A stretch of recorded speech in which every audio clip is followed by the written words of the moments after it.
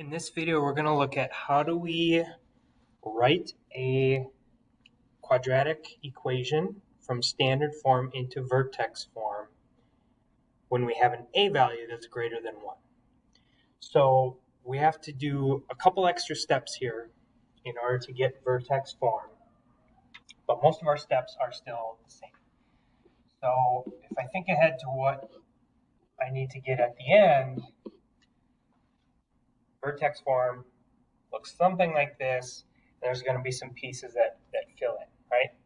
So what we're trying to do is we're trying to take our standard form, factor it in a way that we get two factors that are the exact same, so that we can write those as this here as x plus or minus some number squared. Okay. But in order to do that, because we have the same numbers here, let's say it's some number or constant a, x plus a squared. Well, if we have the same number in our two factors, that means we're going to have a perfect square in our standard form equation that we need in order to get that factor. Okay. So let me set this up. So remember that we're trying to find some c value that's a perfect square that's going to help us write our standard form into vertex form here. Okay. The problem is that only works to get this factored form here when we have a 1x squared, right? Because 1x times 1x gives me 1x squared. But in this case, I have a 2x squared. So I have to get rid of that 2. Okay. And since I'm trying to complete the square with just the 2x squared and the minus 12x, these first two terms, right? I'm pushing that 3 aside because that's not the right number that I want. I'm only going to factor the 2 out of these two terms here. Okay, so let me set that up. Okay, so now I have factored the 2 out of this x squared and x term. Okay, so the plus 3 is still just kind of being dragged along off to the side. So I factor this 2 out, and so now I have a my polynomial here with x squared and an x, and now I use this -6 as my b value to help me figure out what goes into my factor down here for vertex form and the c value I need to make that happen. Okay, so recall that we have to do b over 2 squared.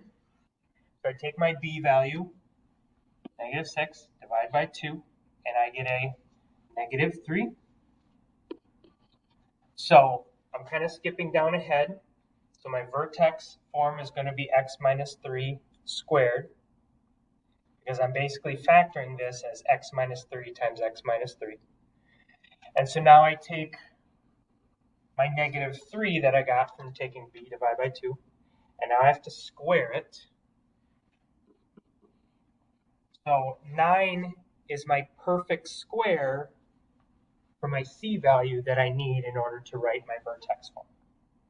Okay, so now I've got in parentheses here, okay, we're just kind of taking this middle part of our equation.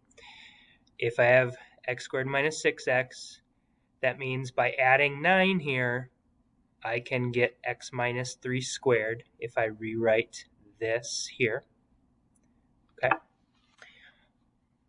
Now recall that we can't just add or subtract a number without balancing it out. So I added 9 in the parentheses here. If I didn't have this 2 here, I'd say, okay, by adding 9 here, I have to balance it out by subtracting 9 as well. So I subtract 9 out here, and I just combine these two parts that are just kind of leftovers. But because I factored out this 2 here, if I were to distribute the 2 back in and have my original equation, I'm not really adding 9 here if I kind of look back up here, I'd actually be adding 18, right? 2 times 9 is 18. So if I add 18, then to balance, I have to subtract 18, not 9. Okay? So now, in the parentheses here, that got rewritten as x minus 3 squared. I bring this 2 down along with, and then I combine my leftovers here to get a minus 15. And now I have my vertex form. Y equals 2 times x minus 3 quantity squared minus 15.